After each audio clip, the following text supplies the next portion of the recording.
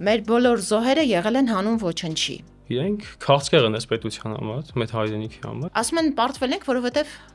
11,000 դասալիք ենք ունեցել, չեք կռվել, տղաներ չեք կռվել, ձեր ընկերները չեն կռվել։ Մենք այդ անում ենք մեր հայրենիքի համար, մենք այդ անում ենք մեր պետության համար, մեր ընտանիքի համար, մեր հայրենակիցների համար։ Տեսել եք անձնագրի նոր էսքիզները, որտեղ խորվիրապը հակառակ կողմից է պատկերված, որպեսզի Արարատը չերևա։ Փաստով Արցախը մերն է եղել եւ այնտեղ միշտ էլ հայեր են ապրել։ Սեռական ոտնձգությունները անչափահասների դեմ այս հանցագործությունները ավելացել են։ Երկրում կա արտագաղթ, իսկ արտագաղթը մեծամասամբ տեղի ունենում երիտասարդների կողմից։ Եթերում բաց խոսենք նախագիծն է, իմ հյուրերը այսօր Միասնության թվեր կուսակցության Արմավիրի տարածքային գրասենյակի ղեկավար Նարեկ Ղևոնդյանն է եւ կուսակցության ընտրացուցակով ազգային ժողովի падգամավորի տեխնացու Վարդան Փաշայանն է։ Բարև ձեզ տղաներ։ Բարև։ Այս պահին ձեզ միավորում է քաղաքական պայքարը Միասնության թվեր կուսակցության կազմում։ Սակայն ես գիտեմ, որ ձեզ միավորում է նաեւ 44-օրյա պատերազմը։ Դուք ծառայել եք բանակում, կռվել պատերազմում։ Մեր երկրի վարչապետի նախկին ներկա թե ապագա այս պահին անգամ կարևորել չէ, կինը ունի հայտնի խոսք, որ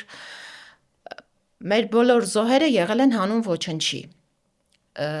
Եթե զոհերը եղել են հանուն ոչնչի, այս կնոջ տրամաբանությամբ ենթադրվում է, որ դուք էլ կռվել եք հանուն ոչնչի։ Նախ որքանով եք համաձայն այս տեսակետի հետ եւ իմ երկրորդ հարցը, եթե կարելի է, իշխանության մեկ այլ կարկառուն ներկայացուցիչ Անդրանիկ Քոչարյանը իր որդու բանակում չծառայելը հիմնավորում էր նրանով, որ իր որդին չի ծառայել, որովհետև բարձրակարգ է։ Անգամ լրագրողին ասում է, եթե դու իմ որդու նման գիտելիքներ ունենայիր, դու էլ չէիր ծառայի։ Ինչ է դուք բարձրակարգ չէիք, որ ծառայում էիք։ Խնդիր ունեիք գիտելիքների հետ։ Նախ ձեր մասին, եթե կարելի է, իսկապես էլի ճշտենք բարձրակարգ էիք, թե ոչ։ Ձեր երկուսի կարծիքն էլ այս հարցի վերաբերյալ կցանկանամ իմանալ։ Նարեկ, սկսենք ձեզանից։ Նախ շնորհակալություն ես հնարավորության համար։ Ես Նարեկ Ղևոնդյանն եմ, արդեն ինձ ներկայացրեցիք։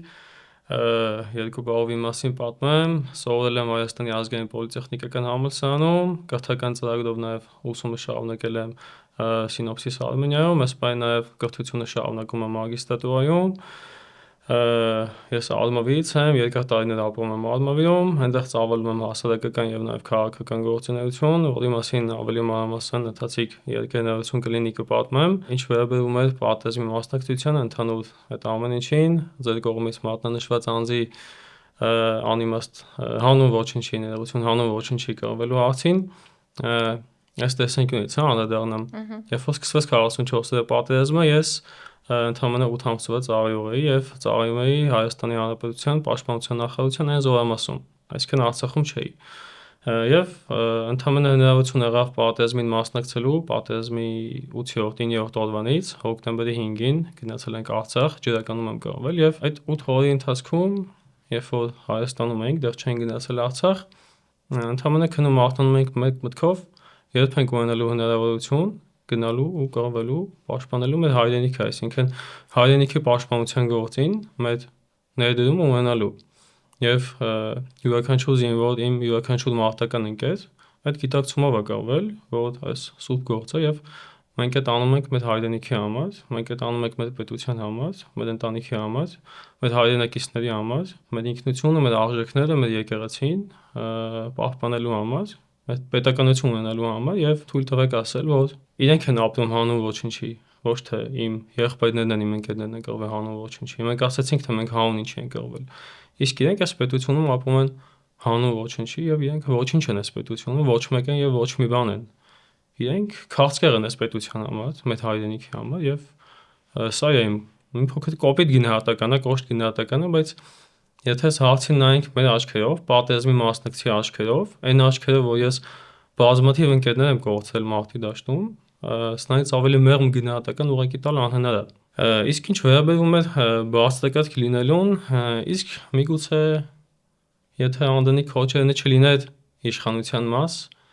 իր տղան չլիներ բարձրակարգ եւ ծառայեր բանակում։ Իսկ միգուցե դա է պատճառը։ Եվ եթե մտածում այդ տղան բաստակարգ է եւ դրա համար չի ծառայել բանակում, այսինքն արժե զտկում է, բանակում չեն ծառայում բաստակարգ մարդիկ, կամ եթե այդ տղան բաստակարգ ավելի լավ, թող այդ բաստակարգ տղային ուղարկել բանակ, որ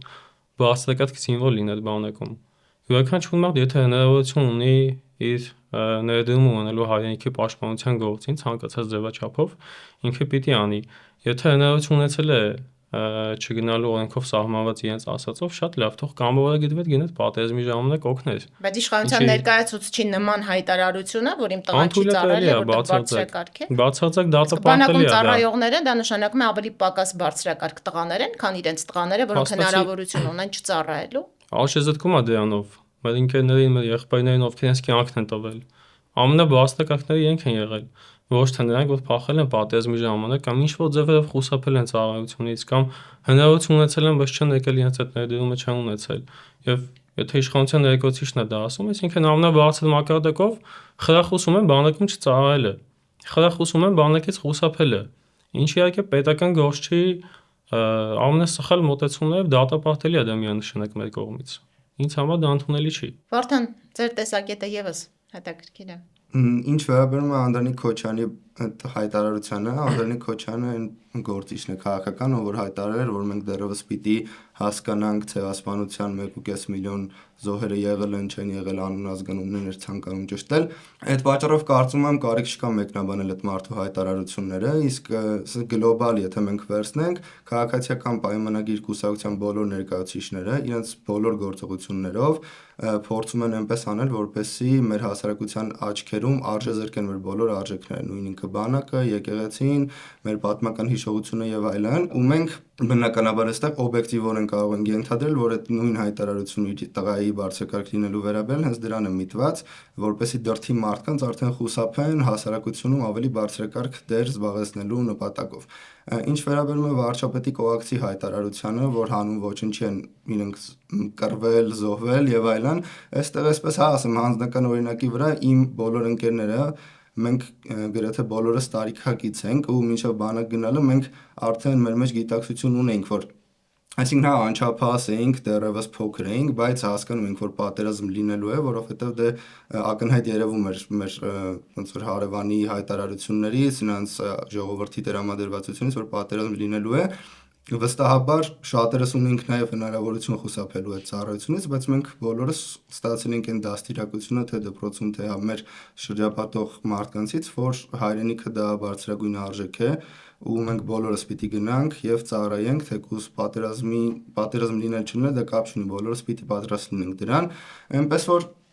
կարծում եմ մեկնաբանել այս պաշտոնյաների հայտարարությունները ինչ որ տրամաբանություն փնտրել չկա, մենք ունենք օբյեկտիվ մեր եզրակացությունը, որ նրանց բոլոր գործողությունները միտված են մեր պետության հիմքերը խարխլելուն, արժեքները թուլացնելուն եւ վերջնականապես դարձնելու մեր հարևանների խամաճիկը, դրա համար այսքանը կասեմ այս մասով։ Իհարկե, աբսուրդային են այս իշխանությունների հայտարարությունները, բայց ամեն դեպքում այս մարդիկ այսօր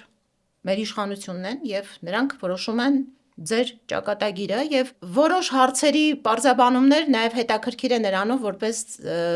հենց լսել ձեզանից, որպես հենց պատերազմի անմիջական մասնակիցներ։ Ասում են պարտվել ենք, որովհետեւ 11000 դասալիք ենք ունեցել, չեք կռվել, տղաներ չեք կռվել, ձեր ընկերները չեն կռվել։ Պարտության պատճառը դա էր, թե կար մեկ այլ պատճառ։ Նաեւ Արցախի հանձնումը հիմնավորելու համար ասում են դա մերը չի եղել։ Մեզ խաբել են, որ Արցախը մերն էր։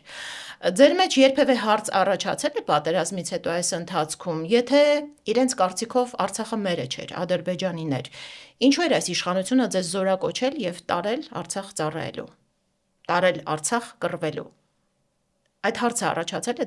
ձեր մեջ, հետաքրքիր է։ Հարցը բնականաբար մեր մեջ չի առաջացել, որովհետև մենք ի սկզբանե գիտենք ուր ենք գնում, ինչի համար ենք գնում,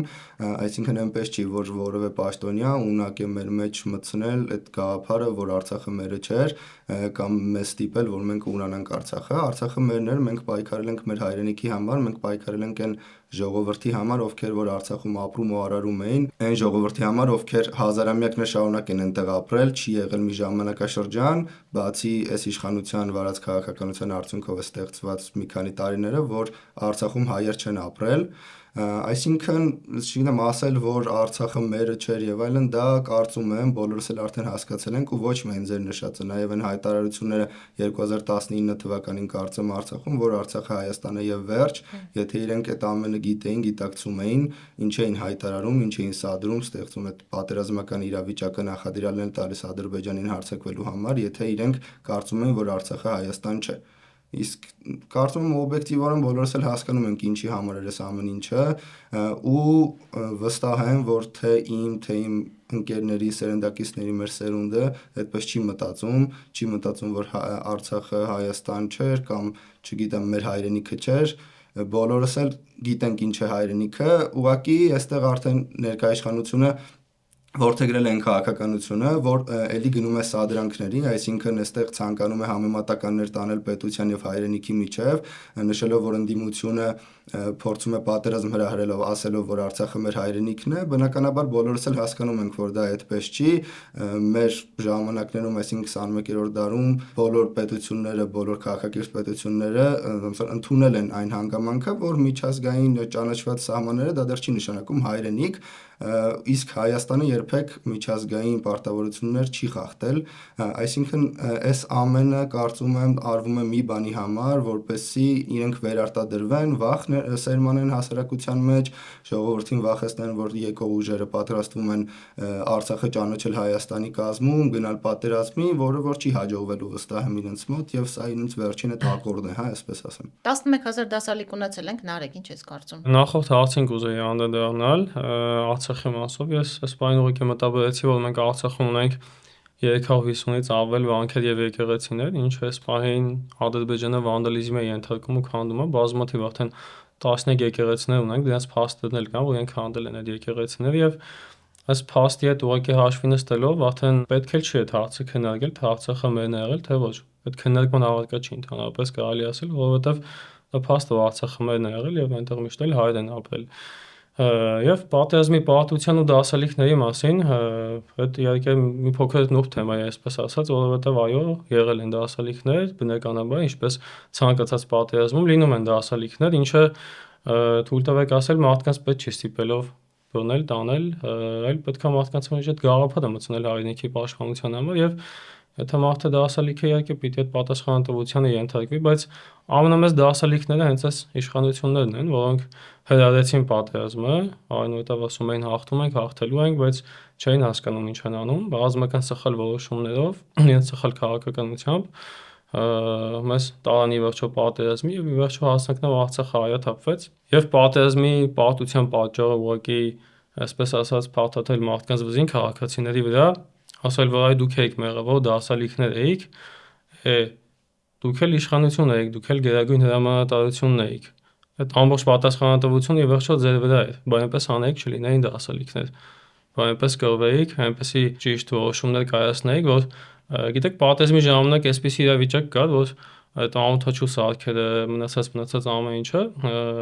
ուղղակի ճանապարհին հարվածում էին մեր մեքենաներին, ռազմական տեխնիկան այդ ամբողջը ոչնչացնում էին ու փաստացի այսինքն այդ զորքերը չէին կարողանում մտնել մարտական գործողությունների մեջ, որ մասնակցեին մարտական գործողություն, այսինքն ոչնչացվում էին մինչև մարտական գործողությունների մեջ մտնելը։ Իսկ այդ ինչի արդյունքը այդ դասալիքների արդյունքն է, թե օրինակ սխալ որոշումների, սխալ ռազմավարության ու այդ ամեն ինչի արդյունքն է։ Բազմաթիվ շատ հստակ է, բազմաթիվ վկայություններ կան այո այդ մասին, որ կառավարվող դասալքություն է եղել պատերազմի ժամանակ եւ հիմնականում դասալքությունը եղել է բարձրադիր ղեկավարության կազմում, ովքեր տիրապետել են իրավիճակին, հասկացել են ինչ է կատարվում, իրենք թողել են եւ փախել են պարզապես զորքին թողելով միայնակ միջին հրամանատարական կազմի հետ միասին։ Եթե չեմ սխալվում, միջին հրամանատարական կազմում բավականին մեծ թվով զոհեր կան, այսինքն զոհերի մեծ մասը հրամանատարական կազմում, անկեղծ ասած չգիտեմ որքանով են տվյալները ճիշտ, բայց ասացին, որ մոտ 70%-ը միջին հրամանատարական կազմի զոհվել է կամ շատ ծանր վիրավորում է ստացել։ Այսինքն իսկապես դասալքություն եղել է բանակում, Այո, բայց ով եղել է։ որ մեղադրում է զինվորներին դասալքության մեջ, ինքը եղել է առաջին դասալիքը եւ կազմակերպված դասալքություն է եղել իսկապես բանակում։ Մի հավելում անեմ ներողություն, Համեցեք։ նախ կուզեի ասել, որ դասալիքներին տեսնում են հենց դասալիքները, որովհետև մարդիկ, ովքեր որ իսկապես պայքար են մղում, ժամանակ չունեն նույնիսկ դրանով զբաղվելու, ու նաև ասեմ, որ կառավարությունը, որը որ կրթության, գիտության պետնախարարության ղեկավարը է նշանակում մարդու, ով գտնում է, որ հայրենասիրության կոնցեպտը ինքը փուչիկ է, բարոյական որևէ իրավունք չունի խոսելու դասալքությունից։ Լավ տղաներ, պատերազմի դաշտից տեղափոխվենք քաղաքական դաշտ։ Ինչու միասնության թևերի հետ։ Ինչ կարող է քաղաքական դաշտին տալ միասնության թևերը, որ չեն կարող անել մյուս քաղաքական ուժերը։ Ինչ բաց կա, որ եկել եք լրացնելու։ Հատկապես որպես երիտասարդներ։ 2025 թվականի հունիս-հուլիս ամիսներին մենք ստեղծեցինք առաջ արժանապատվության շարժումը եւ քաղաքական հայտ ներկայացրեցինք քաղաքականությամբ զբաղվելու որպես երիտասարդներ։ Այդ ամիսներից սկսած մենք տարբեր քաղաքական ուժերի հետ հանդիպումներ, բանակցություններ էինք ունենում խորհրդարանական ընտրություններին մասնակցելու ու այս process-ին մասնակցելու մասով եւ Նիկոլ Փաշինյանին իշխանությունից հեռացնելու նպատակով եւ քաղաքական դաշտի գրեթե բոլոր ուժերի հետ ունեցել ենք հանդիպումներ, բարձրացությամբ իհարկե որոշ ուժերի, որոնք մեր համար կարմիր էին, այդ թվում բնականաբար այս իշխանությունները եւ հիմնականում հունվար-փետրվար ամիսներին արդեն բանակցություններ սկսվեցին հենց միասնության թվեր այդ ժամանակ քաղաքական նախաձեռնության հետ եւ մոտ 2 ամիս տևած բանակցությունների արդյունքում մենք հասկացանք, որ միասնության թևերում հավաքված են մարդիկ, ովքեր ըստ ներկա եւ նախկին համակարգի մաս չեն կազմել բացարձակապես, նախկինում թալանով չեն զբաղվել, նախկինում ինչ-որ բիզնեսներ, այսպես ասած, այդ չեն գցել, այլ ովքեր որ պետական տարբեր պաշտոններ են զբաղեցրել, արժանապատվորեն կատարել են իրենց գործը, այդ թվում նաեւ պարոն Թաթոն, ով մարդու իրավունքների պաշտպանն եղել շատ երկար տարիներ, գաղափարական արժեքային առումով մենք հասկացանք, որ սային ուժներում մեծ պետք է համագործակցել ու մեծ կարելի է ճանապարհ գնալ, որովհետև այստեղ կոմպետենտ մարդիկ են հավաքված։ Այդ որոշումը կայացրեցինք համագործակցության հուշագիր ստորագրել միասնության թևերի հետ եւ այդտեղ նաեւ մեկ այլ կարևոր հանգամանք կա, տեսեք, միասնության թևերը բացառիկ ուժն է թույլ տվեք ասել, որ երիտասարդության համար, երիտասարդների համար բազմաթիվ ծրագրեր ունի, որոնց մասին խոսենք եւ ես ինքս լինելով երիտասարդ, արմավիրում երկար ժամանակ հաստատական գործունեություն ծավալելով եւ հարյուրավոր երիտասարդների հետ ենք աշխատել արմավիրում, տարբեր ծրագրեր ենք արել։ Ես ինքս կարևորում եմ երիտասարդների մասնակցությունը քաղաքական գործընթացներին, քանի որ այսօր տեսնում ենք, որ այդ մասնակցությունը շատ քիչ է, թեկուզ հենց ընտրական process-ներին մասնակցությունը եւ պետք է երիտասարդների համար ունենալ կարևոր ծրագրեր, նոր ծրագրեր, երիտասարդներին առաջնահերթություն տալ, քանի որ ինչպես ասում ենք, ոչ թե երիտասարդները մեր երկրի ապագան են, ինչպես ներկայացնում են, այլ մենք ասում ենք, որ երիտասարդները մեր երկրի ներկան են, հիման են, հենց այս պահն են եւ մենք երիտասարդներս պիտի մեր վրա պատասխանատվություն վերցնենք այս քաղաքական գործընթացներով եւ գնանք առաջ։ Եվ ինչպես ասացի, միասնության թևերը հենց այն ուժն է, որը երիտասարդների համար բազմաթիվ ծրագրեր ունի նախատեսված, այդ թվում նաեւ մեծ ծրագրային դրույթներն են ավելացվել ընդհանուր կուսակցության ծրագրի մեջ եւ մենք արդեն այս տրամաբանությամբ ունենք համագործակցություն եւ արդեն որպես մեկ թիմ հանդես են գալիս։ Վարդան։ Ես նշում, որ միասնության թևերին միացել եմ շատ ավելի վաղ, արդեն երբ որ սկսվում էր նախաձեռնությունը հիմնավորվել, բայց թե ինչի են որոշել մտնել քաղաքականություն հենց պատերազմի շրջանում, այսինքն երբ որ ես տեսնում եի, որ մեր սերունդը նույնիսկ այդ կարևոր պայն, դժվար պայն, երբ որ կյանքի ու մահվան հարց է, խոսակցություններից, զրույցներից հասկանում եմ, որ մարդիկ նույնիսկ այդ պայն մտածում էին ապագայի մասին, այսինքն թե ինչպեսի պետություն են պատկերացնում, ինչ քայլեր են անելու պատերազմից հետո, որպեսզի մեր երկիրը ավելի հզորանա, զարգանա։ Որոշեցի, որ վստահաբար պիտի մտնեմ քաղաքականություն, արդեն ծառայությունից հետո, երբ որ եկա համալսարան, սովորել եմ ֆրանսիական համալսարանում, ամեն տարի յուրաքանչյուր տարի ինչ որ մի դեպք եղավ մեր երկրի հետ կապված, ներխուժումներ տեղի ունեցան, Արցախի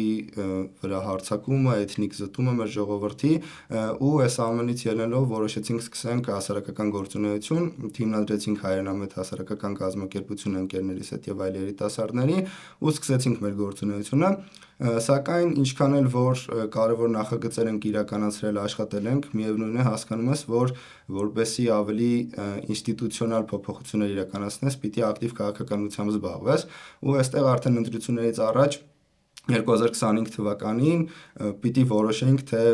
ում ենք միանալու, որ ասեմ ընտրությունը մեծ էր ոչ, որովհետև ամեն մեկի հետ չէր, որ արժեքները, սկզբունքները ու ծրագրերը համապատասխանում էին, իսկ պարոն Թաթյանի հետ հենց այդ հասարակական գործունեության ընթացքում ենք ծանոթացել, հասկացել ենք, որ կիսում ենք նպատակներն ու արժեքները,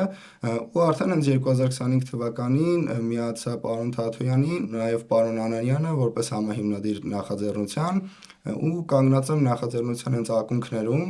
արդեն կուսակցությունը ստեղծվելուց հետո էլ հիմա ընդգրկվել եմ ցուցակում ընտրական, որպեսզի մեր պայքարը արդեն այս հարթակում շարունակենք։ Ձեր կուսակցության կարգախոսն է արդարությունը գալիս է։ Անկեղծ ասած, արդարությունը փոքրինչ սուբյեկտիվ ընկալում է եւ յուրաքանչյուր մարդու համար արդարությունը մի բան է։ Ամեն մարդ, ինչպես ասում են, ունի իր արդարությունը։ Ինչը ձեզ համար արդարությունը եւ մեր կյանքի հատկապես որ ոլորտներում եք տեսնում այդ արդարության բացակայությունը եւ հենց որ ոլորտներում եք բերելու ձեր պատկերացրած արդարությունը եւ ինչպես, եթե կարելի է։ Իրականում անարդարություն տեսնում ենք գրեթե բոլոր ոլորտներում, որովհետև մենք նաև համարում ենք, որ ներկայիս իշխանությունը, եթե կառավարում է, դա արդեն անարդար է, իսկ անարդար է ինչի համար, որովհետև իրենք լեգիտիմ իշխանություն չեն, դա կարող եք հասկանալ փողոցում քայլելիս, երբ որ իրենց շարասյուններն են անցնում, որքան էլ որ պնդեն, որ մարդիկ իրենց սիրում են, ցույց տան այդ ամեն ինչ ինչ-որ միջոցառումների միջոցով, դա սուտ է, բնականաբար բոլորս էլ տեսնում ենք օբյեկտիվորեն։ Իսկ ինչ վերաբերում է ոլորտներին, մեր ծրագրային դրույթներում բոլոր ոլորտներն էլ անդրադարձ կա, բայց ես խոսեմ արդեն երիտասարդների հետ կապված, հա, ոլորտներից, արդարություն բերելու ենք նախավառաջ կրթության ոլորտում։ Ես ինքս ուսանող եմ, ավարտել եմ ֆրանսիական համալսարանը, հիմա սովորում եմ պետական համալսարանի մագիստրատուրայում ու օրինակ սկսեմ նրանից, որ աշխատել եմ բոլոր կուրսերում, այսինքն չի եղել ժամանակաշրջան, որ ես չաշխատեմ։ Հիմա իմ համակուրսեցիները բոլորը աշխատում են, իսկ աշխատում են ինչի համար, որպեսզի կարողանան վճարել իրենց վարձը։ Այսինքն մարդիկ, ովքեր ցանկանում են ստանալ կրթություն, բարձրագույն կրթություն են ուզում ունենալ, որպես իրենց գիտելիքները հետագայում օգտագործեն նաև մեր պետության բարգավաճման համար, ստիպված են իրենց ժամանակի մեծ մասը տրամադրել աշխատանքին, իսկ մենք հասկանում ենք բնականաբար, որ համատեղել աշխատանքը կրթության հետ բավականին բարդ է ու երկուսն են տուժում են։ Տուժելու է թե կրթությունը, թե աշխատանքը, ուստի մեր ծրագրերով մենք առաջարկում ենք կրթությունը բուհերում Հայաստանի Հանրապետության քաղաքացիների համար դարձնել անվճար, որը հնարավորություն կտա կենտրոնանալ բացառապես կրթության վրա, որպեսզի ունենանք լավ մասնագետներ, պրոֆեսիոնալներ, տեխնոկրատ մարդիկ, ովքեր որ բերեն մեր երկիրը կդարձնեն միջազգային հարաբերությունների սուբյեկտ, որպեսզի մեր հետ հաշվի նստեն։ Կրթության ոլորտում ունենք նաև այլ բարեփոխումներ, նույն ինքը 11-ամյա կրթությունը, որը հնարավորություն կտա 11 տարի սովորելուց հետո այդ 9+2 համակարգով ունենալ հնարավորություն ընտրել կամ 12-րդ տարին էլի սովորել ավագ դպրոցում, ընտրել որևէ մասնագիտություն, շարունակել այդ մասնագիտությամբ, կամ որևէ արհեստ ընտրել, շարունակել այդպես, որը որ եւս կարևոր է, այսինքն բոլորը չէ որ պարտավոր են ստանալ բարձրագույն կրթություն, կամ ոլորտներ, որոնք որ բաց են մնում մեզ մոտ։ Նաև ուշադրություն ենք դարձնելու նրան, որ աշակերտները, ուսանողները բացի տեսական գիտելիքներից ստանան նաև գործնական գիտելիքներ, որովհետև հիմա որքան էլ որ մենք, չգիտեմ, արտահերկերի մեր ընկերների հետ նստում շփում ենք, երևում է, որ մենք տեսական առումով շատ լավ դիրքերում ենք, այսինքն բոլորս ունեն գիտելիքներ, բայց երբ որ արդեն գործը հասնում է գործնական քննարկումներին, հասկանում ես, որ այդ մարդիկ իրենք արդեն կայացած են, որովհետև փոքր տարիքից մասնակցել են ինչ-որ հասարակական ծրագրերում, նաև աշխատել են, իրենց պրակտիկ գիտելիքներն են ստացել, իրենք կարողանում են առանց ինչ-որ մեկի օգնության, առանց իրենց ծնողների, առանց ինչ-որ ծանոթների գտնել աշխատանք ու կայանալ այդ ոլորտներում։ Առաջին ոլորտը սա է, երկրորդ ոլորտը արդեն երիտասարդների հետ կապված մեր սոցիալական ծրագրերն են, որոնք որ առաջարկում են բազմազավակ ընտանիքներին 4 երեխան ունենալուց հետո անվճար բնակարանի հատկացում, ինչը շատ կարևոր է, որովհետև վիճակագրությունը ցույց է տալիս, որ երկրում կա արտագաղթ, իսկ արտագաղթը մեծամասամբ տեղի ունենում երիտասարդների կողմից,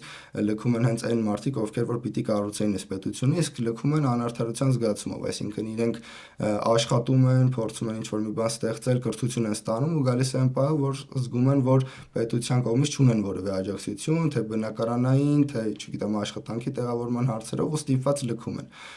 Այս պատճառով մենք այս մեր ծրագրերում նաև ներառել ենք այդ բնակարանային ապահովման հարցերը, իսկ արտագաղթի մասով նաև նշեմ, որ երիտասարդները մեր ծրագրերով ունենալու են ուղիղ միջամտություն պետական կառավարման գործերին, այսինքն ստեղծվելու են հարթակներ, ստեղծվելու են միջոցառումներ, որտեղ իրենք կունենան իրենց մասնակցությունը, կարևոր կզգան իրենց մեր պետության մեջ ու կմնան Հայաստանում։ Նարեկ, ինձ թվում է անարդարությունը շատ ընկալելի է հատկապես մարզային երիտասարդների համար, որովհետև շատ ու շատ բարիքներից այնուամենայնիվ մարզային երիտասարդները զրկված են։ Ինչքան էլ ասում են աշխարհը փոքրացել է, հաղորդակցության միջոցները հեշտացել են, միևնույն է, կարծում եմ այստեղ դուք շարունակում եք ունենալ խնդիրներ։ Կցանկանայի հենց անարդարությունը մարզային երիտասարդների համար եւ այստեղ ինչ եք առաջարկում։ Դուք ինչ առաջարկներ ունեք։ Շատ ճիշտ եք ասում, մարզերում այդ խնդիրը կա, քանի որ Արմավիրը, ես ինքս Արմավիրից եմ, Շատ հեռու չի մայրաքաղաքից, բայց միևնույնն է, քանի որ այդտեղ ավելի մեծ խնդիր ենք տեսնում իրականում, քանի որ եթե ինքը Երևանին ավելի մոտ է եւ երիտասարդները փորձում են իրենց հիմնական զբաղվածությունը հենց փնտրել Երևանում, այլ ոչ թե ինչ-որ բան ստեղծել հենց ավելի հեռավոր մարզերում, սա էլ է իրականում իրենց խնդիրները կերտում եւ այո, զբաղվածության լուրջ խնդիր ունեն երիտասարդները, այ ուսանողները ամեն օր Արմավիրից գնում են Երևան, վերադառնում են, ինչը բավականին մեծ ժամանակ է խլում, որից հետո երբ որ օրինակ համալսարանը ավարտում են, ինչը շատ դժվարությամբ է երբ ստացվում է համալսարանը ավարտելը, քանի որ ուսման վարձ են վճարում, այնտեղ ճանապարհածախս, սնունդ եւ այլն, ինքը իհարկե շատ մեծ գումարների մասին է խոսում, որոնց լուծումների մասին իհարկե արդեն է խոսեց։ Դրանից բացի, երբ որ ուսումը ավարտում են, այստեղ հարց առաջանում, բա լավ, ինչպես աշխատանք գտնել, որտեղ աշխատանք գտնել, եւ հետեւաբար նաեւ այս իմաստով մարզերում կա խնդիր աշխատատեղերի հետ կապված, երբ որ այ օրինակ ես ինքս ծրագրավորող եմ մասնագիտությամբ եւ ավարտելուց հետո համալսարանը բացարձակապես որևէ կազմակերպություն կենտրոն չկա, ինչ որ հնարավորություն չկա մարզում դու ինքդ որպես ծրագրավորող գտնես աշխատանք եւ հետեւաբար այդ հնարավորությունը փնտրում ես Երևանում։ Այս իմաստով մենք մեծ աշխատանք ունենք կատարելու, որպեսզի նաև կարողանանք հնարավորություն ստեղծել մարզերում մի շարք կազմակերպությունների կարողանան իրենք ավելի արտոնյալ պայմաններով օրինակ գործունեություն ծավալեն,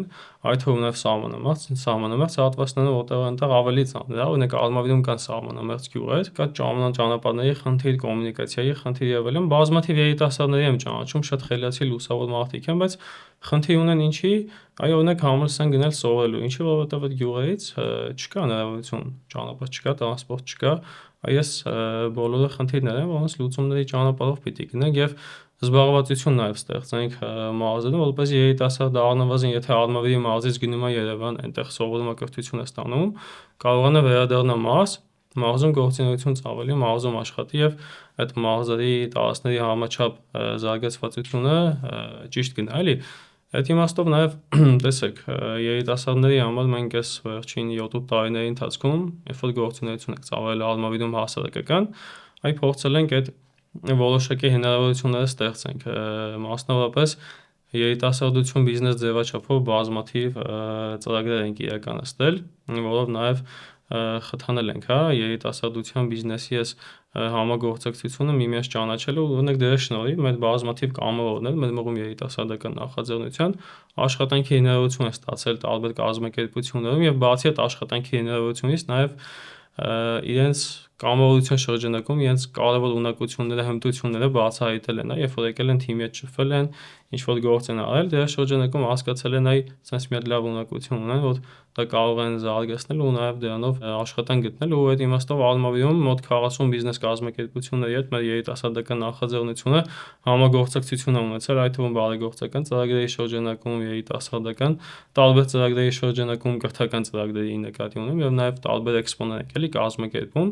որ երիտասարդները եւ բիզնեսները շփվեն, այս իմաստով ճանաչեն միմյանց, որովհետեւ այդ կոմունիկացիայի խնդիրն էլ կա իրականում, ու այդ մշակույթը մենք փորձում ենք զարգացնել Արմավիրում։ Նարեկ, իդեպ Արմավիրում փակվող դպրոցներ կան։ Այո, փակվող դպրոցներ կան։ Այսքան ցանկում են, որոնք ներկայացրեց Կրթության ազգային ինստիտուտը վերջին։ Այդ ցանկում, այո, կան դպրոցներ, մասնավորապես այս բանը ինչը նշում է գյուղերը, որովհետև միգուցե սխալվեմ, սահմանամերձ գյուղերում, կոնկրետ այնտեղ, եթե չեմ սխալվում, Երևանդաշատ Բաղարան, Փշատավան այս գյուղերում ոնց որ միավորում են 1 կամ 2 տեղում են իրենք անելու, այսինքն Երևանդաշատում կամ Բաղարանում վստահաբար այդ գյուղերից մեկում դպրոցը փակվում էր, էլի գյուղեր կան, այնտեղ փոքր գյուղեր մի քանիսը կան, որտեղ այդ դպրոցների Այսպես ասած կույր օպտիմալացումն է լինում, ինչի արդյունքում նաև մարդիկ ցավոք սրտի լքում են գյուղը, որովհետև շատ անտրամաբանական է, երբ որ պետք է օրինակ 4 դասանի երեխան գնա նույն օրինակ 9-րդ 10-րդ դասանի երեխայի հետ դպրոց ու սպասի մինչև այդ 10-րդ դասանի երեխան, ավարտի դասը ժամը, չգիտեմ, 1-ին 2-ին, մյուս երեխան ավարտում է ժամը 11-ին կամ 10-ին, ու դրանից հետո գա միասին որպեսզի այդ տրանսպորտային միջոցի հենց վերադասնի հարևան գյուղ, իսկ օրինակ հեռավոր մարզերում գիտեք, այնտեղ ճանապարհների, ենթակառուցվածքների խնդիր կա ու փաստացի օրինակ ձմռանը հնարավորություն չի լինել ուղղակի մի գյուղից մյուս գյուղ տեղափոխվելու հարցը կազմակերպել եւ այս դպրոցների օպտիմալացումը այս իմաստով շատ լուրջ խնդիր է առաջացնում մեզ համար։ Նարեկ, քանի որ Արմավիրի մարզից եք, ես հիշեցի այս ուղղակի կամենակ թե չկամենակ օրվա մեջ հավանաբար մի քանի անգամ նայում եք Արարատին, հավանաբար գայթակղություն եք ունեցել նաև Արարատի համայնապատկերի հետ լուսանկարվելու, լուսանկարներ ունեք, որոնք հակասում են հայ-թուրքական բարեկամության ոգուն եւ խաղաղության օրակարգին, հավանաբար տեսել եք անձնագրի նոր էսքիզները, որտեղ խորվիրապը հակառակ կողմից է պատկերված, որպեսզի Արարատը չերևա, հանրային զուգարանը կա նոր էսքիզներում խորվիրապի տարածքում գտնվող, բայց Արարատը չկա։ Տղաներ, այսպիսի մի հարց, ինչ եք կարծում, երիտասարդությունը պատրաստ է ապրել իշխանության այս ֆոբիաների մեջ, թե կարելի է ավելի կառուցողական ինչ-որ բան առաջարկել։ Սա ֆոբիաներից ընդամենը մեկն է։ Վարդան, ինչ եք կարծում։ Կարծում եմ, որ պետք չի թերագնահատել մեր երիտասարդներին, մեր երիտասարդների մեծամասնությունը, որքան էլ որ փորձեն դա թաքցնել, շատ լավ գիտակցում է, որ թեկուզ հենց մեկը Արարատը դա ինքնության մեր մի մասն է ու չի տրվում այն սադրանքներին, որ եթե մենք Արարատը համարում ենք մեր սիմվոլը ազգային, ապա մենք, չգիտեմ, պատերազմ ենք ուզում կամ դեմ ենք հայ-թուրքական հարաբերությունների կարգավորմանը։ Բնականաբար այս ամենը սադրանքներ են եւ ես դա տեսնում եմ երիտասարդների շատ քիչ մասն է, որ հավատում է սրան, ու ես վստահ եմ, որ շուտով երիտասարդները ցույց կտան իրենց վերաբերմունքը մեր ազգային ինքնության, մեր արժեքներին, հենց ընտրությունների միջոցով, վստահ եմ, որ շատ մեծ մասնակցություն է լինելու եւ բոլորը իրենց այդ կամարտայտությունը ցույց կտան հունիսի 7-ին։ Ինչ վերաբերում է այդ սիմվոլներին, ես կարծում եմ առանց Արարատի, առանց մեր մյուս սիմվոլների, որի դեմ որ պայքարում է այս իշխանությունը, մեր ապրելը արդեն դառնում է անիմաստ, որովհետև մենք ենք հենց դրանով, այսինքն առանց Արարատ ես չեմ պատկերացնում հայ ժողովրդին, չեմ պատկերացնում առանց եկեղեցի ու կապ չունի։ Ես կարծում եմ, որ հայ ժողովրդի մեջ անկախ իրենց կրոնական համոզմունքներին, բոլորն էլ հարգում են եկեղեցուն, որովհետև հենց մեկը եկեղեցին է 1700 տարի պահել մեր ինքնությունը, երբ որ մենք պետականություն չենք ունեցել, եկեղեցին է ինքնակազմակերպվել, համախմբել ազգին ու մենք հիմա որ ունենք այն պետությունը միջազգային սահմաններով ճանաչված, որ այդքան գովերքում է մեր իշխանությունը, հենց եկեղեցու այդ պայքարի ու մեզ համախմբելու արդյունքն է, որ մենք հիմա սա էլ ունենք։ Եվ կարծում եմ, որ մեր երիտասարդները թերագնահատվում են հենց նույն ինքը իշխանության կողմից, որքան էլ որ իրենք փորձեն այդ համերգներով, չգիտեմ, այդ կաշառքներով, այսպես ասած, վարչաբենդերով շեղեն երիտասարդներին, մեկը իրենց մոտ չի ստացվելու։ Հա, որոշակի արդյունք կունենան, բայց մեր երիտասարդները շատ լավն են, շատ հայրենասեր են, մենք դա հասկացել ենք հենց մեր միջոցառումների արդյունքում, այսինքն հենց երիտասարդների հետ շփվելուց հետո է մեզ մոտ ցանկություն առաջանում զբաղվել ակտիվ քաղաքականությամբ, որպեսզի կարողանանք հենց այդ կայծը կրակը, որ իրենց մեջ կա, արտահայտենք քաղաքականության մեջ, հասարակության մեջ, եւ ես վստահ եմ, որ դա կստացվի։ Հիշեցի ԿՊ-ական մի падգամավորուհի կար, կարծեմ Հասմիկ Հակոբյան, շատ անկեղծ հարց է տալիս հարցազրույցի ժամանակ, ասում է, մենք ինչ կապ ունենք Արարատի հետ։ Նարեկ, կարծեմ դուք ապրում եք հենց Արարատի փեշերին։ Իրենք կապ չունեն, մենք կապ ունենք, բայց Գագաթի հետ կապված է մեր ինքնության սկիզբը, Արարատի որպես բիբլիական լեռ, աստվածաշնչյան լեռ, քրիստոնեական գլխավոր խորհրդանիշ, որը Փառք Աստծո առաջինը մենք ընդունեցինք որպես պետական կրոն, ուղղակի այս աղջկան կարելի է չէ բացատրել, որ մենք ուղղակի ապրում ենք Արարատի լանջերին։ Բացի ինքնության գիտակցությունը, բացի մեր հիշողությունը, բացի մեր պատմական հայրենիքը, մենք այսօր էլ ապրում ենք Արարատի լանջերին։ Հայ հետաքրքիր է դուք ինչպես եք այս։ Եթե այսպես շարունակվի, հնարավոր է, որ ձեր լուսանկարները Արարատի հետ ունեցած քրեականացվեն։ Մտավախություն ունեք, թե ոչ։ Տեսեք, մտավախությունները Մարտնչող գիտության պայմաններում մենք կարող ենք նաև այդ վերջնաբանին հասնել։ Լրիվ կիսում եմ ձեր կարծիքը։ Տեսեք, Աստված մի աստված, իշխանությունները թե նորից եւս մեկ անգամ վերընտրվեն, մենք բացարձակապես շատ ծանր վիճակում կհայտնվենք, դառնանք մի պետություն, որտեղ եթե հիմա մի չնչին անգամ կա, խոսքի ազատություն կոչված է, շատ չնչին, հա, դրանից հետո այլևս բացարձակապես չի լինի այդ ամենը, եթե իշխանությունները վերընտրվեն եւ այս իմաստով այո դուք ճիշտ եք թե Արարատի հետ ունեցած նկարները թե մնացած բոլոր ամեն ինչը եկեղեցուն պատարագին մասնակցել է կարող է քրեականացնեն այ օրինակ ասեն եթե սա մեր տիրադավ հոգեվորականը չեղավ դուք իր մոտ չմասնակցեցիք պատարագի այ օրինակ դուք ենթարկվեք քրեական պատասխանատվության եւ այս իմաստով իհարկե շատ ցավալի վիճակում են գտնում եւ դրա համար պիտի պայքարենք եւ երիտասարդներին այո Վարդանը ճիշտ ասաց թերագնահատում են, բայց ես վստահ եմ, որ մենք ունենք փայլուն շատ լուսավոր երիտասարդներ, ովքեր այս իշխանության ճնշումներին դիմադրում են, գիտեք, այս մասին բազմաթիվ անգամներ խոսել ենք, որ արմավիրում, երբ որ մենք հանդիպում ունեցանք մեր երիտասարդների հետ, դրանից ընդամենը 1 օր անց, 2 օր անց, այդ մեր երիտասարդների լուսանկարները տարածվեցին կրթական հաստատություններում եւ փորձում են գտնել, որ երիտասարդը ով է, ծնողները որտեղ են աշխատում, ճնշումներ են գործադրում, սպառնում են աշխատանքից հեռացնելու եւ այլն ես ամեն բոլոր միջոցները, բայց կարող եմ ասել փառք Աստծո, այսօր երիտասարդները մեզ հետ են, մեզ աջակցում են բոլոր երիտասարդները, դրանից հետո մեզ էլի նոր երիտասարդներ են միացել արմավից, բազմաթիվ երիտասարդներ, ովքեր մեզ աջակցում են։ Իհարկե հանրային դաշտում որոշակիորեն մենք ճիշտ գտանք, որ կլինի սահմանափակում երիտասարդների հանրային երևելու տեսանկյունից, որպեսզի այս իշխանությունները խնդիրներ չստեղծեն որոշ երիտասարդների համար, բայց այդ բոլոր երիտասարդները ես ձեզ վստահեցնում եմ, որ մեզ հետ են աջակցում են եւ այս իմաստով մենք ունենք շատ լավ երիտասարդներ ճնշումները մոտիվացնում են երիտասարդներին ավելի։ Շատ երիտասարդներին այո մոտիվացնում են, օրինակ մի երիտասարդ ունենք, ասում է, բա ինձ ինչի չեն ճնշում, ասում է, ինձ ինչի ոչ մի բան չեն ասում, ինձ չեն զանգում, չեն հանգստացնում եւ ես եկեղեցում նաեւ չասացի սկզբից եկեղեցում եմ ծառայում եւ այս տարիների ընթացքում գիտեք ինչ եմ նկատել, որ երիտասարդների քանակը եկեղեցում շատ է մեծացել, ավելի հավատը մեծացել է մեր երիտասարդների մոտ, մանավանդ վերջին դեպքերից հետո, երբ որ եկեղեցու դեմ հարձակումներ սկսվեցին, երբ որ որոշակի, այսպես ասած, հոգեվորականների իրենք դարձեցին իրենց կողմ եւ փորձում են եկեղեցում հերաշրջում անել, ինչը բնականաբար չստացվեց եւ ձախողվեց։ Այս ընթացքում երիտասարդների քանակը շատ ավելացել մեր եկեղեցում եւ հավատա այդ իմաստով մեծացել է, ինչը իհարկե շատ ուրախալի է եւ պիտի նաեւ ցավոք սրտի արձանագրենք, որ հունիսի 7-ի ընտրություններին, ես ուզում եմ սա հստակ ասել մեզ դիտող բոլոր քաղաքացիներին, որ թե հունիսի 7-ին դուք ձայն եք տալիս քաղաքացիական պայմանագիր կուսակցությանը, դուք ձայն եք տալիս եկեղեցու դեմ, դուք քվեարկում եք եկեղեցու դեմ եւ դրանով մեկ քար եք հանում եկեղեցու հիմքերից։ Սա շատ հստակ է, որովհետեւ եթե Նիկոլ Փաշինյանը վերընտրվի, հունիսի 7-ից հետո առաջին քայլը իհարկե ուժայիններով մտնելու է եկեղեցի։ Դրանում բոլորս վստահ ենք եւ այդ ուղղակի պետք չի թաքցնել հաստատությունից եւ չխոսել այդ մասին, որովհետեւ դա այդպես է, այսօր շատ մարդիկ ասում են շատ մարդկանց վախեցնում են, պետական աշխատողներին եւ այլն ասում են պիտի ընտրեք, այս անեք, այն անեք եւ մարդիկ շատ ժամանակ վախենալով ասում են, որ մենք իրեն ենք ընտրելու կամ նույնիսկ ասում են չենք ընտրելու, ես ասում եմ, որ հիմա պետք չի դրանից վախենալ, որովհետեւ տեսեք, եթե հիմա վախենան եւ ընտրեն Նիկոլ Փաշինյանին, վաղ ավելի վատ է լինելու։ Պետք է վախենալ նրանից, որ Նիկոլ Փաշինյանը կվերընտրվի, որովհետեւ եթե Նիկոլ Փաշինյանը վերընտրվեց, բոլորի համար է վատ լինելու, սա տեսնում ենք նույն իր թիմում, էլի, ով իրեն ձեռ չի տալիս, ով իրեն խանգարում է,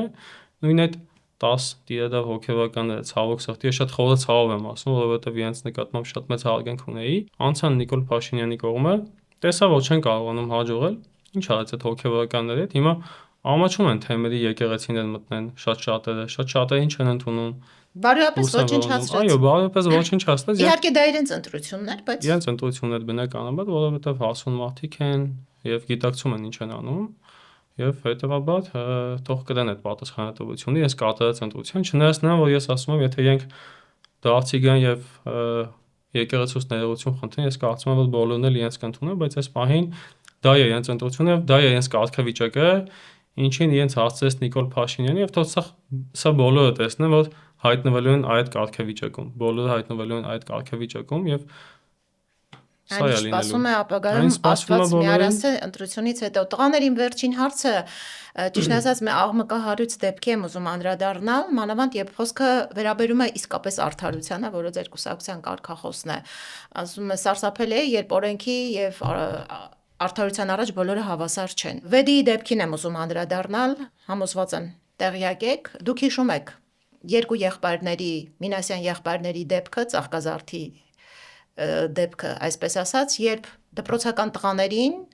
ուղղակի եկեղեցում այդ դրվագի համար, որ ընդամենը հակաճառելու համար, այդ դպրոցական տղաներին ինչպիսի բռնությամբ էին բերման ենթարկում, ինչ տեղի ունեցավ, հետո բոլորը գիտեն։ Այս դեպքը, ինչպես վկայում են փաստաբանները եւ այս դեպքի մասին բարձրաձայնած լրագրողը Սյուզի Բադեյանը, փետրվարի 12-ից արդեն դպրոցի տնօրենը ոստիկանություն դիմում է ներկայացրել, այսինքն փետրվարի 12-ից այս դեպքի մասին իրավապահները տեղյակ են եղել։ 3 ամիս մոտ, 3 ամիս տեղյակ են եղել։ Այո, ինչ է հետևել դրան։ Բացարձակապես ոչինչ, եւ եթե չլիներ աղմուկը, դարձյալ այս լրագրողի բարձրացրած աղմուկը, արդեն փաստաբանների միջամտությունը մենք հնարավոր է, որ այս դեպքի մասին ոչինչ չիմանայինք։ Խոսքը վերաբերում է 2 անչափահաս քույրերի, խոցելի ընտանիքի 2 երեխաների։ Այսինքն վեդու իրավապահների մասին չի խոսք, ամբողջ տեղական մարմինների մասին է խոսքը, նաև համայնքապետ Գարիկ Սարգսյանի մասին է խոսքը, որը այդ դպրոցական տղաների վերաբերյալ հայտնի գրառումը հավանաբար եւս հիշում եք, թե ինչպես էր նա հրճվել համացանցում, որ օրինակ Դավիթ Մինասյանը իր վերջին զանգին չի մասնակցելու։ Չգիտեմ, ես անարդարության ավելի խոսուն օրինակ, անպատկառության ավելի մեծ դրսևորում չեմ կարող պատկերացնել։ Ես ուզում եմ, որ դուք հենց ձեր գնահատականը այս փաստին, մեր կյանքում տեղի ունեցող այս իրողությանը, ինչ պետք է անել, որպեսզի մենք այլևս նման մղձավանջի մեջ չապրենք։ Իրավական առումով դուք ինչ լուծումներ եք տեսնում, որպեսզի մենք այս անբարոյական շղթայից ի վերջո կարողանանք դուրս գալ։ Իրավական ամբողջ համակարգը այսօր զբաղված է մեկ մարդու աթոռը պահելով։ Բարձրացել է եւ հանցավորության թիվը, եւ անչափահասների շրջանում Դատախազը ինքը խոստովանեց ազգային ժողովի ամբիոնից, որ սեռական ոտնձգությունները անչափահասների դեմ այս հանցագործությունները ավելացել են։ Չգիտեմ, ուղղակի իրավական օտար բառ ասեմ, բեսպրեդել է տիրում Հայաստանում։ Ինչ անել, ինչ եք մտածում։ Ինչ եք առաջարկում որպես քաղաքական ուժի ներկայացուցիչներ։ Այս ամենը ես կարծում եմ լավագույնս նկարագրում է հենց հիմա Հայաստանի Հանրապետությունում տիրող իրավիճակը, թե իրավական համակարգում, թե առհասարակ հասարակության շրջանում, տեսեք, որովհետև ինչքան էլ որ գիտեմ, այդ երեխաների բարեկամը փորձել է ինքը Հոր եղբայրը, այո, քանի որ ոչ մի բան չի եղել, ստիպված գնացել է, հա։ Այսինքն, երբ որ մարդ հասկանում է, որ պետությունը իր մեջքին կանգնած չի, երբ որ հանցանք է տեղի ունենում ու պետությունը հավուր փաչաչի չի զբաղվելու այդ հարցով, չի պատժելու այդ մարդուն, բնականաբար մարդիկ արդեն փորձում են արդարությունը, արդարադատությունը վերականգնել իրենց ուժերով։ Ու ինչպես դատախազն է նշել, որ հանցագործությունները ավելացել են, դա միայն այն հանցագործություններն են, որոնց մասին մենք գիտենք։ Պատկերացրեք ինչքան կան նմանատիպ դեպքեր, որոնք որ չեն բարձրաձայնվում ու մեզ չի էլ հասնում նույնիսկ։ Իսկ այս ամենը հետևանքներն էրա, որ իրավական համակարգը զբաղված է բացառապես ինչ որ կոմպրոմատներ հավաքելով, ընդդիմադիր ուժերի գաղտնալսումներով, այսինքն ամբողջ այդ համակարգը զբաղված է մի հոգու իշխանությունը պահելով, կամ իրենց կորտեժները ճանապարհելու համար փողոցները փակել բացելով, ուրիշ ոչ մի գործառույթ չունեն։ Իսկ այն մարդիկ ձեր նշած այդ համայնքապետը Վեդու ով հրճվել էր, չգիտեմ էլ ինչ ասեմ, էլի այդ մարդու մասին, որ այդ անչափահասի ձերբակալության մասով այդպես հրճվել էր, իրենց ու իր այդ գոլեգաներին Նիկոլ Փաշինյանը դարձել է սովորական ստատուս գրողներ։ Բաժանել է, ասենք, շաբաթվա օրերի, երկուշաբթի ես մարդն է ստատուս գրում, երեքշաբթի ես մարդն է ստատուս գրում, ու իրենց ուշք ու միտքը դարել է Նիկոլ Փաշինյանին հաճոյանալը իրենց ստատուսներով, իրենք ոչ մեկ իրենց գործով չեն զբաղվում, իրավապահ համակարգ իրենց գործով չի զբաղվում։ Իսկ այս ամեն ինչը հասարակության շրջանում նաև մեծ խնդիրների հետևանք է, որ ունենք մարդիկ, ովքեր ունակ են նման հանցանքներ գործել ու կան մարդիկ, ովքեր լռում են այդ հանցանքները տեսնելիս, իսկ ամեն ինչը նրանից է գալիս, որ պետության ղեկավարը պետական մակարդակով ռեսուրսները օգտագործելով ատելության քարոզ է իրականացնում։ Այսինքն ինքը պարակտում է հասարակությունը իր վերարտադրությունը ապահովելու համար։ Բնականաբար հասարակությունը որքան իրար չսիրի, որքան հանցագործությունը մեծ լինի, այդքան հեշտ ինքը կվերարտադրվի ու կշարունակի կործանել մեր պետությունը։ Հենց այստեղ է, որ մենք դե չեմ ուզում մանրանալ մեր իրավական համակարգում այդ բարեփոխումների ծրագրերին, որոնք որ մենք բերելու ենք, բայց մենք բերելու ենք մի պետություն, որտեղ իշխանությունը փորձում է համախմբել ժողովրդին, որպեսզի ունենանք հզոր պետություն, ոչ թե մտածի իր սեփական իշխանության մասին, պարակտի ժողովրդին, ստեղծի այս իրավիճակը, ձեր ասած բեսպրիդել իրավիճակը ստեղծի, որպեսզի մարդիկ էլ զբաղվեն իրենք իրենցով պատժելու այս գործով ու ունենանք այս բարդակը, որը որ մենք ունենք այսօր։ Նարեկ, Գրեթե այդ մասով ամեն ինչ արդեն ասած, մի քանի հավելում ես ունեմ ուղղակի, տեսեք, մեկ բան հստակ է մեր երկրում իրավական իմաստով, որ եթե դու այս իշխանության մաս ես կազմում, ներկայացիչ ես, падգամավոր ես, ինչ որ պաշտոններ ունես կամ չունես, ուղղակի հենց աջակից ես, դու իրավական առումով այո, պաշտպանված ես։ Եթե դու ընդդիմադիր ես կամ հասարակ քաղաքացի ես, դու չունես պաշտպանվածություն։ Սա է մեր իրականությունը, հա, կարող են մարդուն ընդամենը ոչ մի բան չանելու համար տանել կալանավորել, կալանքի տանել, ծանր վիճակի հասնել, բայց այն ծանր հանցագործներին ոչինչ չանել։ Սա խոսում է նրա մասին, որ ոչ թե կա իրավապահ համակարգ, այլ կա Նիկոլ Փաշինյանի պահող ինչ-որ համակարգ, որը աշխատում է ընդամենը Նիկոլ Փաշինյանի համար, իրենց անձնական գործերի համար, իսկ բերում է նրան, որ հանցագործությունների մակարդակը բարձրանում է ու դա առաջացնում է արդեն ներքին, ինչպես ասացինք, հա, մեկը գնում է վրեժխնդիր է լինում, վրեժ է լուծում եւ այլն, խի, որովհետեւ մարդիկ հասկանում են, որ պետությունը չի պահում իրենց իրավունքները, չի պաշտպանում իրենց, հետեւաբար իրենք պիտի իրենց պաշտպանեն, որովհետեւ մարդն ունի արժանապատվություն, երբ որ սեռական ոտնձգություն է ենթարկել այդ երեխաների նկատմամբ, իրենց հարազատները բնականաբար ունեն ինքնասիրություն եւ արժանապատվություն եւ երբ որ տեսնում են, որ պետությունը ոչինչ չի անում, իրենք ինչ-որ մի բան պիտի անեն, ով չէր անի, ցանկացած մարդ կաներ դա, եթե հարցի են վերաբերվել ու պետությունը ոչինչ չաներ, ձեռքերը ծալես նստել։ Իսկ այ եթե դու ընդդիմադիր ես, օրինակ պաստավ ես փակցնում, այ ոստիկաններն ուղարկում քո հետևից ամեն ինչ անում են, օրինակ իմ հետ նախորդ տարի նման դեպք եղել է, չեմ խոսել այդ մասին երբևէ հանրային դաշտում, ընդհանրապես Ազատություն քաղաք բանտարկյալներին պաստավ ենք փակցրել, որը վերաբերվում էր Բաղդադ Սրբազանին եւ մյուս քաղաք բանտարկյալներին, դրանից ընդհանրապես ժամեր անց բազմաթիվ ոստիկաններ էին ուղարկել մեր տուն, ես իհարկե քաղաքում չէի, դուրս եկել քաղաքից անձնական գործերով, արմավիրում չէին գտել ինձ այդտեղ, գնացել էին եկեղեցի, եկեղեցում էին ոստիկաններ ուղարկել, գնացել էին աշխատավայր, տարբեր տեղեր ման էին եկել, չէին գտել, այսինքն ես նպատակը օրինակ այդ ժամանակ ինձ գտնել, բերման ենթարկել, չգիտեմ, օրինակ պարկեսնել գետնի, տանելն այլ ոչ թե զանգել եւ բաժին հրավիրել, բայց վերջնարդյունքում քանի որ չգտան, զանգարեցին եւ հրավիրեցին ոստիկանություն իհարկե, բայց ի սկզբանե դա չէին անում, որովհետեւ իրենց այդ շոուն է պետք, ճնշումներն են պետք ընդդիմադիրների նկատմամբ, ոչ թե Հայաստանում արդարադատություն հաստատել է, իսկ մենք ասում ենք, որ արդարությունը գալիս է եւ ես վստահ եմ, որ հունիսի 7-ից հետո այո, արդարությունը գալու է։ շնորհակալություն տղաներ հետաքրքիր զրույցի համար։ Ես ձեզ հաջողություն եմ ցանկանում, իսկապես հուսանք, որ հունիսի 7-ից հետո ոչ միայն իրավական ոլորտում, մեր կյանքի բոլոր ոլորտներում ի վերջո կտիրի խելամտությունը։ Իսկապես ուրիշ բառ չեմ կարողանում ասել, որովհետև այն ինչ որ կատարում է այս պահին Հայաստանում վերջի 8 տարիներին շարունակ, դա դուրս է մարդկային տրամաբանության սահմաններից։ Մեկ անգամ եւս ձեզ հաջողություն եմ մաղթում, իսկ հետևորդներին հիշեցնեմ, որ այսօր իմ զրուցակիցներն էին Միասնության թևեր կուսակցության Արմավիրի տարածքային գրասենյակի ղեկավար Նարեկ Ղևոնդյանը եւ կուսակցության ընտրացուցակով ազգային ժողովի падգամավորի թեկնածու Վարդան Փաշայանը։ Զրույցը վարեց Ալիսա Գևորգյանը։ Ցտեսություն։